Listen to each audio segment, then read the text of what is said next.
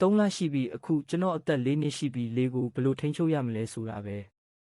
ကျွန်တော်သင်ယူခဲ့တာဆရာစီသွားတော့သူကလေမော်ပညာကိုဘယ်လောက်ကောင်းကောင်းထိန်းချုပ်နိုင်လဲဆိုတာကြည့်ရအောင်မင်းသုံးလိုက်ငါလွှဲဖယ်လိုက်မယ်စားလိုက်မယ်လို့ပြောတယ်တိုးဆုပ်ခြင်းမရှိဘဲသူ့စီကိုပြေးသွားတဲ့ပတ်ဝန်းကျင်ကလေကိုတင်းငယ်ပြီးအာယုံစူးစိုက်မှုရှိတဲ့ဘောလုံးလေးတွေဖြစ်စူးစီးပြီးသူ့စီကိုဓာတ်ရိုက်ပစ်ပေါက်လိုက်တယ်သူ့လက်ကိုပုတ်ပုတ်ပါပါလှုပ်လိုက်ယုံနဲ့ဆရာကလှုပ်လို့မရတော့ပဲလေဘောလုံးတွေကဘယ်တော့မှမရှိခဲ့သလိုပါလွာတဲ့လေထဲကိုပျောက်ကွယ်သွားတယ်စိတ်တက်မကြပဲလေထဲကနေလက်အိတ်တစ်ထည်ကိုအမြန်လှုပ်လိုက်ပြီးလှည့်ပတ်နေတဲ့လေတွေကမာကျောလာပြီးဆရာရဲ့ရင်ဘတ်ကိုလက်သီးနဲ့ထိုးလိုက်တယ်သူ့မျက်နှာအမူအရာကမပြောင်းလဲဘူးသူ့တုံးလုံးမသွားဘူးတစ်ချက်တည်းနဲ့သူကကျွန်တော်လက်ကောက်ဝတ်ကိုဆွဲပြီးလိန်လိုက်ပြီးအနီးနားကတစ်ပင်စီအပြင်းပြင်းနဲ့ပြစ်လွတ်လိုက်တယ်ဒါပေမဲ့တစ်ပင်ကိုဝင်တိုက်တော့မဲ့အချိန်မှာလေပြင်းတစ်ချက်တိုက်ခတ်လာပြီးခန္ဓာကိုယ်ကိုတည်ငြိမ်အောင်ထားပြီးလေထဲမှာအနေထားကိုချိန်ညှိလိုက်တယ်ရင်ကျေးစွာဆင်းသက်ပြီးကျွန်တော်မြေပြင်ပေါ်ခြေထောက်ပေါ်လဲကျသွားတယ်ကျွန်တော်ထိန်းချုပ်ထားတဲ့လေတိုက်နှုန်းကတဆင့်တက်ရောက်မှုအားပျောက်ကွယ်သွားတယ်မာစတာရဲ့အတန်ကစော့ကစားတတ်တဲ့လေတံနဲ့ထွက်ပေါ်လာတယ်ငါမင်းကိုဒီထက်ပိုပြီးတင်ပေးခဲ့တယ်ငါ့ကိုစိတ်ပြတ်အောင်မလုပ်နဲ့ကောင်လေးကျွန်တော်နှကန်းကိုပြုံးစည်းစည်းနဲ့ဆွဲလိုက်တယ်သူ့ကိုတခုခုပိုပြဖို့အချိန်ရောက်ပြီးကျွန်တော်လက်နှစ်ဖက်ကိုမြှောက်ပြီးလေကိုမုန်တိုင်းလိုလှည့်ပတ်ပြီးကြီးမားတဲ့ပြင်းထန်တဲ့ဝဲကြီးတစ်ခုအဖြစ်စူးစီးလိုက်တယ်လှည့်ပတ်နေတဲ့လေဟာအော်လိုဗာရဲ့နှစ်ဆလောက်ကြီးမားတဲ့ပြင်းထန်တဲ့ဝဲကြီးတစ်ခုဖြစ်လာတယ်အားကောင်းတဲ့အမူအရာနဲ့ကျွန်တော်မာစတာစီကိုတက်တက်ကြီးမားတဲ့လေဝဲကြီးကိုလွှတ်လိုက်တယ်ဝဲကြီးကကျွန်တော်တို့ကြားကနေရာကိုဖျက်သွားတဲ့အခါလေကတရှူးရှူးမြည်နေပေမဲ့မာစတာကသူ့လက်ချောင်းတွေကိုချိုးလိုက်တယ်ခဏအတွင်းမှာပဲမမြင်ရတဲ့အားတစ်ခုရဲ့ဝါမြူခံလိုက်ရတယ်လို့ဝဲကြီးပြောက်ကွယ်သွားတယ်ကျွန်တော်စိတ်ထဲမှာညှဉ်းညူမိတယ်ကျွန်တော်ရဲ့မန်နာရဲ့9 ပုံတစ်ပုံပဲကြံတော့တဲ့အချိန်သိမ့်မရှိဘူးခဏလောက်မျက်လုံးမိတ်ပြီးအာယုံစိုက်လိုက်တယ်တိုက်ခိုက်နေတော့စဉ်းစားနေတော့မန်နာအသက်ရှူနည်းစနစ်ကိုစတင်လိုက်ပြီးအသက်ရှူနှုန်းကိုနှေးကွေးစေခဲ့တယ်ကျွန်တော်ရဲ့မန်နာတဖြည်းဖြည်းပြန်လည်ပြည့်ဖြိုးလာတာကိုခံစားမိပြီးသွေးကြောတွေထဲကမန်နာကိုဆုပ်ယူလိုက်တယ်နောက်ထပ်လေဘောလုံးတစ်လုံးကိုပစ်လွတ်လိုက်တယ်ဒီတစ်ခါတော့အရင်တစ်ချိန်ထက်နှစ်ဆက်မြန်အောင်တွန်းပို့လိုက်တယ်ပြီးပြည့်စုံတဲ့ပြစ်ခတ်မှုတစ်ခုပါပဲမာစတာကသူ့လက်ချောင်းတွေကိုထက်ရိုက်ပြီးလက်ကောက်ဝတ်ကိုလှုပ်ခါလိုက်ယုံတဲ့ဘောလုံးကိုအလွယ်တကူလွတ်ချလိုက်တယ်ဒီတစ်ချိန်ထက်3 ဆပိုချစ်အောင်လှုပ်လိုက်မာစတာကသူ့အတန်အေးအေးနဲ့အမိတ်ပေးတယ်လို့ပြောလိုက်တယ်ခေါင်းညိတ်ပြီးပိုပြီးအာယုံစိုက်ပြီးကျွန်တော်ရဲ့ကန့်သက်ချက်တွေကိုတွန်းထုတ်လိုက်တဲ့လေကပိုတင်းကျပ်လာပြီးစွမ်းအင်ကပိုမတည်ငြိမ်ဖြစ်လာပြီးလေဓာတ်တရာစင်းလောက်ကိုပြစ်လွတ်လိုက်တဲ့တစ်ခုချင်းစီကလေထဲမှာတေးစေနိုင်လောက်အောင်တိကျစွာဖြတ်သွားတဲ့အချိန်မဖြုံးတီးပဲမာစတာစီကိုအပြေးလွှားသွားခဲ့တဲ့လေကကျွန်တော်ကိုဝိုင်းရံပြီးအကာအကွယ်တိုင်းတစ်ခုဖန်တီးပေးခဲ့တဲ့ကျွန်တော်ရဲ့လက်အိတ်ကစွမ်းအားပြည့်နဲ့တစ်ဖြက်ဖြက်မြည်ပြီးတိုက်ခိုက်ဖို့အသင့်ဖြစ်နေပြီကျွန်တော်အကွာဝေးတွင်ရောက်တာနဲ့ဆရာကသူ့ရဲ့လေတစ်ချက်ထဲနဲ့ခုတ်ပြီးကျွန်တော်ရဲ့ခုတ်ချက်တွေစီပစ်လိုက်တယ်တိုက်ခိုက်မှုနှစ်ခုဟာလေထဲမှာပြင်းထန်တဲ့အကွဲတန်နဲ့အတူထိတ်တိုက်တွေ့သွားပြီးအရက်မျက်နှာအားလုံးစီလွတ်ဆင်သွားတဲ့လေလိုင်းကြီးတစ်ခုထွက်ပေါ်လာတဲ့တိုက်မိတဲ့အားကြောင့်ကျွန်တော်နောက်ပြန်လဲကျသွားပြီးခြေထောက်တွေမြေပြင်ပေါ်လျှော့ကျသွားတယ်အချိန်မဖြုံးတီးပါနဲ့လေကကျွန်တော်ပတ်လဲမှာလှည့်ပတ်နေတော့ကျွန်တော်ရှေ့ကိုပြေးသွားပြီးလက်အိတ်နဲ့အုပ်ထားတဲ့လက်ကိုဆရာရဲ့ရင်ဘတ်စီတွန်းပို့လိုက်တဲ့ချက်ချင်းပဲသူကကျွန်တော်လက်ကောက်ဝတ်ကိုတန်လိုစုပ်ကင်ထားပြီးနောက်လက်တစ်ဖက်ကိုလှုပ်ရမ်းလိုက်တဲ့အခါပြင်းထန်တဲ့အားနဲ့ကျွန်တော်ကိုမြေကြီးပေါ်ပစ်ချလိုက်တယ်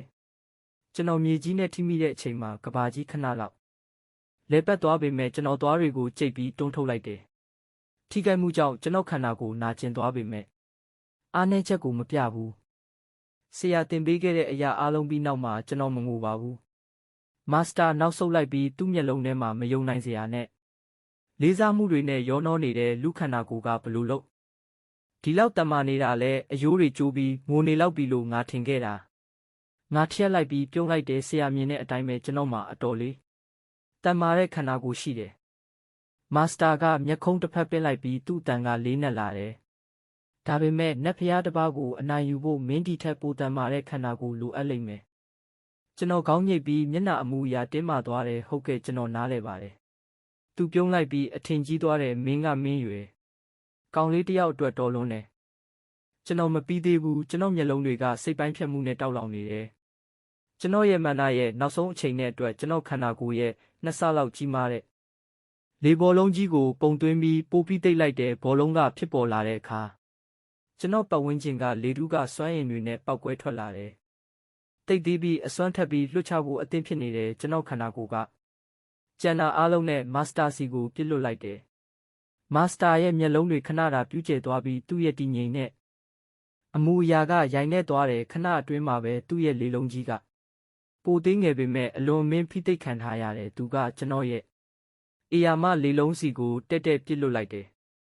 တိုက်ခိုက်မှုနှစ်ခုဟာကျဲလောင်တဲ့ဟိန်းဟောက်တန်နဲ့အတူထိတ်တိုက်တွေ့သွားတယ်ပောက်ကွဲမှုကမိုးကြိုးပစ်တန်လိုပါပဲကြီးမားတဲ့တုန်ခါမှုလိုင်းကြီးကကျွန်တော်ကိုခြေထောက်ကနေလွင့်စင်သွားစေပြီးလေထဲမှာလွှင့်မျောသွားစေတယ်တိုက်မိတဲ့အားကကျွန်တော်ခန္ဓာကိုယ်တစ်လျှောက်စွမ်းအင်တွေစီးဆင်းစေပြီးကျွန်တော်ကိုလွှမ်းမိုးသွားတဲ့ကျွန်တော်ပြင်းထန်တဲ့တုန်ခါမှုနဲ့မြေပြင်ပေါ်ပြုတ်ကျသွားတယ်ကျွန်တော်မျက်တောင်ခတ်ပြီးမျက်စိဖွင့်လိုက်မှပဲစိတ်ရှုပ်ထွေးသွားတယ်မာစတာကကျွန်တော်အပေါ်မှာရက်နေပြီးမျက်နှာမှာစိုးရိမ်ပူပန်နေတဲ့အမူအရာနဲ့ဘာဖြစ်သွားတာလဲလို့ကျွန်တော်မေးလိုက်တယ်ထိခိုက်မှုကြောင့်မူးဝေနေတယ်သူကပြုံးပေမဲ့သူ့အတန်ကစိုးရိမ်စိတ်နဲ့တိုးတိုးလေးနောက်ဆုံးတိုက်ခိုက်မှုအပြီးမှာမိမိလဲသွားတယ်ကျွန်တော်အားနည်းစွာပြုံးလိုက်တယ်ဒါဆိုဘာလို့စိုးရိမ်နေတဲ့မျက်နှာနဲ့လုံနေတာလဲသူကရေတံတစ်ချက်ထွက်လာတယ်ငါတပည့်အတွက်စိတ်ပူနေတာပါကျွန်တော်မျက်ခုံးတစ်ဖက်ပစ်လိုက်တယ်ဟုတ်လားသူကကျွန်တော်ကိုစနောက်တဲ့အပြုံးနဲ့ကြည့်တယ်တိုက်ခိုက်နေချိန်မှာမန္နအသက်ရှူနီလန်းကိုတုံးနေတာလားကျွန်တော်အနှဲငယ်အသက်ရှူမဝပဲခေါင်းငိတ်လိုက်တယ်ဟုတ်တယ်ကျွန်တော်တိုက်ခိုက်နေချိန်မှာမန္နပြန်ဖြည့်နိုင်အောင်တုံးတာတိုက်ခိုက်နေချိန်မှာသွေးကြောတွေကနေမန္နပို့လွတ်နေတာဒါမှဖိအားကိုထိန်းထားနိုင်ပြီးတစ်ချိန်တည်းမှာပဲပြန်ကောင်းလာမှာသူကကျွန်တော်ကိုအထင်ကြီးစွာခေါင်းညှိပြတယ်အဲ့ဒါကမင်းဘလို့အချိန်ကြာကြီးတိုက်ခိုက်ပြီးအဲ့ဒီကြီးမားတဲ့တိုက်ခိုက်မှုကိုလုံနိုင်ခဲ့တာလဲဆိုတာရှင်းပြတယ်အမှန်တိုင်းပြောရရင်ကျွန်တော်မမျှော်လင့်ထားဘူးကျွန်တော်ပြုံးလိုက်တယ်ဟုတ်တယ်မင်းမျက်နှာမှာအံ့အားသင့်စရာကိုမြင်နိုင်တယ်သူကရဲတယ်မင်းကိုဗိုက်ပြေအောင်မလုပ်ဘူးလားကျွန်တော်ပြုံးပြီးသူ့ကိုစနောက်တယ်အိုးဖိုးကြီးဝန်ခံလိုက်ပါခမားအံ့ဩသွားပါတယ်ဆရာကရေမောလိုက်သည်မင်းကကလေးလေးငါ့ကိုအသက်ကြီးတယ်လို့ခေါ်နေတာပေါ့ကျွန်တော်မျက်ခုံးတစ်ဖက်ပစ်လိုက်သည်မင်းကအသက်950ရှိတာကိုဂုံယူတဲ့သူမဟုတ်ဘူးလားသူရေလိုက်သည်မင်းကကလေးလေးโอเคငါဝန်ခံပါတယ်မင်းရဲ့နောက်ဆုံးတိုက်ခိုက်မှုကြောင့်ငါအံ့ဩသွားတယ်အခုအထဲဝင်ကြရအောင်ငါညစာချက်ရမယ်ငါချက်ပြုတ်နေတော့မင်းတရားထိုင်တင်တယ်နေ့လေခင်းရောက်နေပါပြီကျွန်တော်တရားထိုင်စပြုပြီးနတ်ဖျားရဲ့စွမ်းအားကိုထိန်းချုပ်နိုင်စွမ်းကိုမြင့်တင်ဖို့အာယုံစိုက်နေပါတယ်ကျွန်တော်တရားထိုင်နေလုံးမှာပဲကျွန်တော်ရဲ့မန္တဥတိုင်းမြင့်တင်မှုကိုခံစားရပြီးစွမ်းအားကြီးတဲ့တိဆောက်မှုစွမ်းအင်တစ်ခုကကျွန်တော်ကိုယ်ထဲမှာစီးဝင်လာပြီးနောက်ဘာဖြစ်လာမလဲဆိုတာအတွက်ပြင်ဆင်ပေးနေပါတယ်နောက်တနေ့မနက်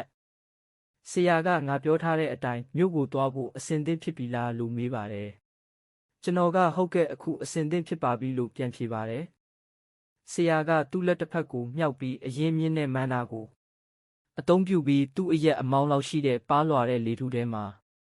ဆက်ဝိုင်းကြီးတစ်ခုဆွဲပါတယ်ဆက်ဝိုင်းကိုပြီးအောင်လုပ်တဲ့အခါပတ်ဝန်းကျင်လေထုကနှွေးထွေးလာပါတယ်ရုတ်တရက်နှွေးထွေးမှုကြောင့်အံ့အားသင့်သွားပြီးဆက်ဝိုင်းကအနီရောင်တောက်ပမှုတွေနဲ့တူအဖြူရောင်တောက်ပလာတာကိုကျွန်တော်ကြည့်နေမိပါတယ်ဆရာကနို့နှစ်ရောင်ဖြူဖွေးတဲ့အလင်းရောင်တွေကအနီရောင်တောက်ပမှုတွေကဘာတွေလဲလို့မေးလိုက်ပါတယ်သူကအနီရောင်အရာဝတ္ထုတွေကအရင်းမြစ်ပါကျွန်တော်တို့သွားချင်တဲ့နေရာကိုညှိနှိုင်းဖို့အရင်းမြစ်ကိုအသုံးပြုပါတယ်လို့ဖြေပါတယ်ပြီးတော့ကျွန်တော်ကတိုက်ကြီးပေါ်ကတယ်လီပို့ဂိတ်တွေစောက်တဲ့မော်ဆရာတွေကလည်းအရင်းမြစ်တွေကိုဘလို့သုံးရမလဲဆိုတာသိလားလို့မေးလိုက်တယ်မာစတာကကျွန်တော်ကောင်းပေါ်လက်တင်ပြီးတပည့်လေးလူသားတွေကအရင်းမြစ်တွေကိုမသုံးဘူးလို့ငါမပြောခဲ့ဘူးလားရှေးဟောင်းပစ္စည်းတွေမှာအသုံးပြုတဲ့မန္နစစ်ပါသူတို့ကမန္နကိုရှေးဟောင်းပစ္စည်းတွေနှစ်ခုအဖြစ်ထည့်သွင်းပြီးတစ်ခုတည်းသောတယ်လီပို့ဂိတ်တစ်ခုဖန်တီးတယ်တစ်ခုကစတင်တဲ့နေရာမှာဖြစ်ပြီးနောက်တစ်ခုကသူတို့တည်ယူခြင်းတဲ့နေရာမှာပေါ့ရှေးဟောင်းပစ္စည်းတွေကိုသူတို့ရဲ့သက်ဆိုင်ရာနေရာတွေမှာထားပြီးနောက်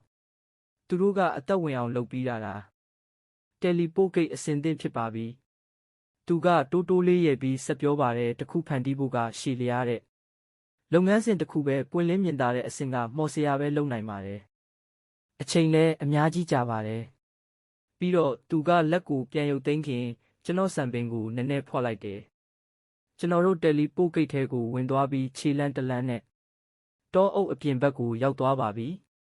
မာစတာကမြို့ကဒီကနေ1 မိုင်လောက်ပဲဝေးတယ်လို့ပြောပါတယ်လှည့်ကြည့်လိုက်တော့ကျွန်တော်နောက်ကတောအုပ်နဲ့ကျွန်တော်ရှေ့မှာနေထွက်နေတာကိုတွေးလိုက်ရတဲ့နှွေးထွေးမှုကိုပေးစွမ်းနေတယ်ကျွန်တော်တို့ရှေ့ကိုဆက်လျှောက်လာခဲ့ပြီးခဏကြာတော့မြို့ကိုရောက်တယ်3 လလောက်ရှိနေပြီးလူတွေကိုမမြင်တွေ့ရတာမြို့ထဲမှာလူအုပ်ကြီးနဲ့စီကားနေတယ်ဆရာကလေ့ကျင့်ရေးအတွက်တင့်တော်တဲ့အဝတ်စားတွေရှာဖို့ဆိုင်တစ်ဆိုင်ကိုခေါ်သွားတယ်သူကလက်နက်ဆိုင်လို့ထင်ရတဲ့ဆိုင်တစ်ဆိုင်ရှိမှရက်လိုက်တယ်ဘာလို့အပြင်ကနေကြည့်ရင်လက်နက်ဆိုင်လို့ထင်ရတဲ့ဆိုင်မှာရက်နေတာလဲကျွန်တော်တို့ဝင်သွားတော့အမျိုးသမီးတစ်ယောက်ကတိုးတိုးလေးနှုတ်ဆက်တယ်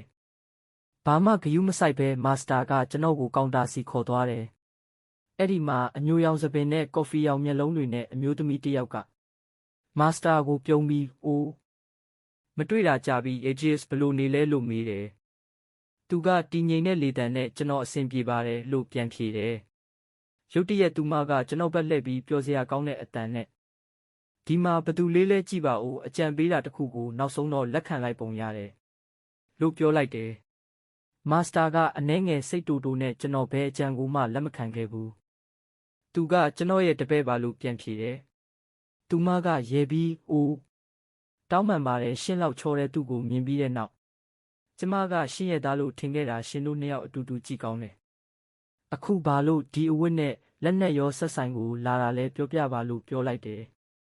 မာစတာကသူ့အတွက်အဝတ်စားနှစ်စုံနဲ့တစ်သားတစ်ချောင်းလိုအပ်တယ်လို့ပြန်ဖြေတယ်သူမကအလုတ်သမားတစ်ယောက်ကိုခေါ်ပြီးအပေါ်ထပ်ကိုအဝတ်စားရှာခိုင်းပြီးသူတို့ဆက်ပြောနေတော့မှသူတို့စီကနေစကားတွေဆက်ပြောကြတယ်ခဏကြာတော့ကျွန်တော်အဝတ်စားနှစ်စုံလုံးကိုရွေးပြီးအောက်ထပ်ကိုပြန်ဆင်းလာခဲ့တယ်အဲ့ဒီအချိန်မှာဆရာကအချိန်မဖြုံးပဲတစ်သားတစ်ချောင်းကိုလည်းရွေးပေးခဲ့တယ်အဝတ်အစားနဲ့တဝဲပြီးတဲ့နောက်စားတောက်ဆိုင်တစ်ဆိုင်ကိုတခုခုစားဖို့သွားခဲ့ကြတယ်နောက်ဆုံးတော့အချိန်တော်ကြာပြီးနောက်တားရဲသားတယ်မဟုတ်ပဲကောင်းတဲ့အစားအစာတစ်ခုခုစားဖို့စဉ်းစားခဲ့တယ်စားပြီးတဲ့နောက်တောထဲကိုပြန်ဝင်ခဲ့ကြတယ်ဆရာကသူ့လက်နဲ့လေထဲမှာဆက်ဝိုင်းတစ်ခုထပ်ဆွဲလိုက်တဲ့အခါတကားပေါက်တစ်ခုပေါ်လာတယ်ကျွန်တော်တို့အဲ့ဒီကနေဖြတ်ပြီးတောထဲကိုပြန်ရောက်ခဲ့ကြတယ်ဆရာကသူ့ဘာသာလေ့ကျင့်ဖို့ထွက်သွားတော့ကျွန်တော်လည်းအနားယူဖို့အခန်းကိုပြန်သွားခဲ့တယ်အဲ့ဒီမှာအထုပ်ထိတ်တဝါရဲ့ဥကိုတွေးလိုက်ရတယ်ဥကပြုတ်ကျပြီးမျက်နှာပြင်မှာအကွဲကြောင်းလေးတစ်ခုပေါ်လာတယ်ကျွန်တော်အမြန်ပြေးပြီးကောက်ယူလိုက်တဲ့အကွဲကြောင်းအတွက်စိတ်ပူပြီးဥပေါ်မှာနောက်ထပ်အကွဲကြောင်းတစ်ခုပေါ်လာတယ်ခဏအကြာမှာဥခွန်ထဲကနေအနက်ရောင်အကိုင်းခက်ငယ်လေးတစ်ခုထွက်လာတယ်ဒီအကိုင်းခက်ကအထုပ်ထိတ်တဝါရဲ့အစိတ်ပိုင်းဖြစ်နိုင်လားခီပြီးတော့ဦးကထက်ချမ်းကွဲသွားပြီးသေးငယ်တဲ့တဝါတစ်ကောင်ပေါ်လာတယ်သူ့မှာခြေလက်လေးချောင်းရှိပြီးကြောင်ငယ်လေးတစ်ကောင်လိုထင်ရပြီးကျောမှာသေးငယ်တဲ့အတောင်တစ်ခုပါရှိတယ်နဂါးတစ်ကောင်လိုအကြီးခွန်တွေလည်းရှိတယ်ကျွန်တော်လက်ဖွားထက်2 ဆလောက်ကြီးတယ်ချစ်စရာကောင်းလိုက်တာကျွန်တော်လက်ထဲမှာတဝါကိုကင်ပြီးသခင်စီအမြန်ပြေးသွားတယ်တဝါလေးကဆူးရှပြီးအတန်တွေထွက်နေတယ်ဘာပြောနေမှန်းကျွန်တော်နားမလည်ဘူးသခင်ကကျွန်တော်လက်ထဲကတဝါကိုမြင်တော့ဥကွဲသွားတာလားလို့မေးတယ်ကျွန်တော်ကဟုတ်တယ်အခန်းထဲဝင်သွားတော့ဥကွဲလာပြီးဒီတဝါလေးထွက်လာတယ်အတန်တွေထွက်နေတယ်လို့ပြန်ဖြေတယ်သူကကြည့်လိုက်ပြီးအမပါ black cider တွေကအမတ်ဖြစ်ပြီးအဖြူရောင်တွေကအထီးအခုလက်ကိုခေါင်းပေါ်တင်ပြီးမန်လည်းနည်းနည်းထဲလိုက်လို့ပြောတယ်ကျွန်တော်လုံနေတော့ညာဘက်လက်ကောက်ဝတ်မှာအမှတ်သားတစ်ခုပေါ်လာတယ်တင်ဂီတာကတားရဲနဲ့တူတယ်ဆရာကသူမကမင်းကိုသူမရဲ့ရင်းနှီးတဲ့သူအဖြစ်လက်ခံတယ်အခုသူမရဲ့အတန်ကိုမင်းနားလည်နိုင်ပြီလို့ပြောပါတယ်